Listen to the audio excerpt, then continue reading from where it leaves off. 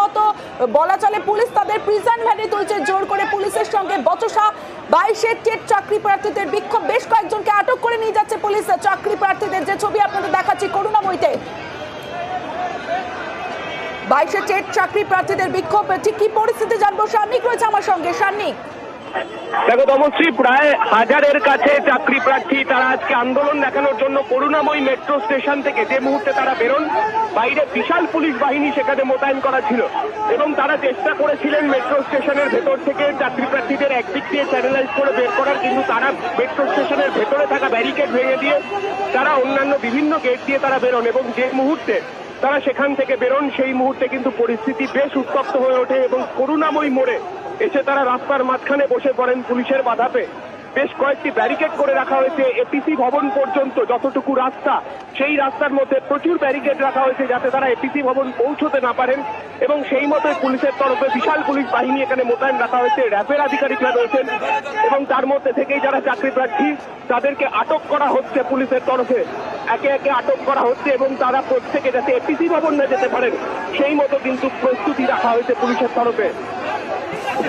সঠিক জানতে চাইবো চাকরি প্রার্থীরা তারা কি বলছেন। চাকরি প্রার্থী যারা রয়েছেন তারা 2022-এর টেট পরীক্ষার্থী ছিলেন এবং তারপর টেটে তারা পাস করার পরেও তারপরে এখনো পর্যন্ত তারা কোনো রকম ইন্টারভিউ নোটিফিকেশন পাননি।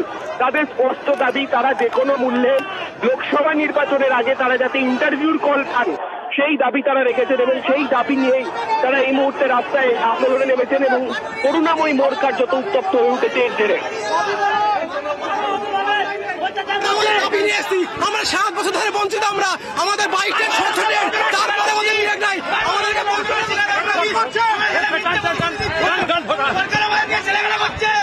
তোমরা একটু দেখো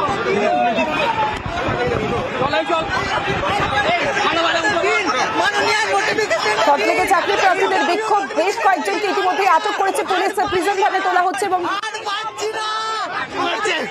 পুলিশ আমাদের লাঠি মারছে, বলছে মুখে চল, পুলিশ লাঠি মারছে কেন, আমরা কি করেছি? পুলিশ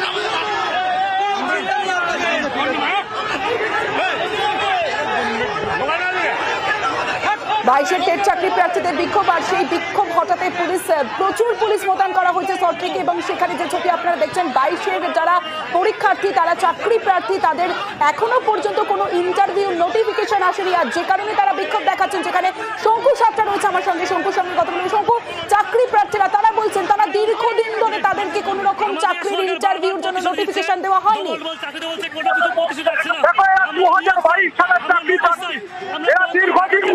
এইভাবে রাস্তায় যখন নবান্ন তখন আবার এইরকম এপিসি ভবন তারা কিন্তু স্কুলের দপ্তরগুলোতে অভিযান করেছে, তারা আজকেও এসছিল, তারা অভিযান করছে। তার আগে থেকে বিধাননগর থানার পুলিশ তারা কিন্তু বিভিন্ন ভাবে তারা কিন্তু এখানে প্রস্তুতি নিয়ে রেখেছিল।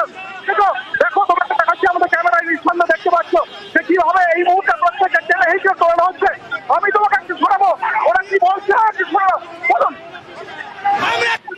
দেখুন, এতদিন দেখেছেন পুলিশ সরকারের দলদাসে পরিণত হয়েছে। আজ আপনাদের দাবি কি? আমাদের 22 টেটের নোটিশ চাই, ইন্টারভিউ নোটিশ চাই আমাদের। আজকে আমরা দেখতে পাচ্ছি পুলিশ সরকারের গুন্ডা, পুলিশ সরকারের গুন্ডা। দেখতে পেলাই যে এই মুহূর্তে কিন্তু পুলিশ তাকে টানা হিসেবে করে যখন নিয়ে আসছিল সে অসুস্থ হয়ে পড়েছে এবং এই মুহূর্তে তাকে হচ্ছে। একটু কথা বলবো,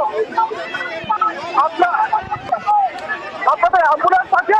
অ্যাম্বুলেন্স একেবারে শঙ্কু, যে ছবি আমরা দেখতে পাচ্ছি চাকরি প্রার্থীদের টেনে হিচড়ে প্রিজন ভ্যানে তোলা হচ্ছে এবং তারপরে একজন চাকরি প্রার্থী তিনি অসুস্থ হয়ে পড়েছেন, রাস্তায় শুয়ে পড়ছেন। সরকার বারবার প্রতিশ্রুতি দিচ্ছে আমাদেরকে ডবল চাকরি দেওয়া, ডবল চাকরি নেই, আইনি কোনো জটিলতা নেই। সরকার বারবার আমাদের প্রতিশ্রুতি দিচ্ছে কিন্তু কোনোভাবে সরকার নোটিশ পাবলিশ করছে না। গৌতম পাল মহাশয় আমাদেরকে বলেছিল যে 24 ঘন্টা যেতে না যেতে নোটিশ দেবে, এখন কোনোভাবে নোটিশ পাবলিশ হচ্ছে না। আমরা অতি শীঘ্রই নোটিশ চাই, আমাদের 15 ভ্যাকান্সির উপর নোটিশ চাই। বেশ, পরিস্থিতির উপর নজর রাখো আপাতত। ধন্যবাদ তোমাদের।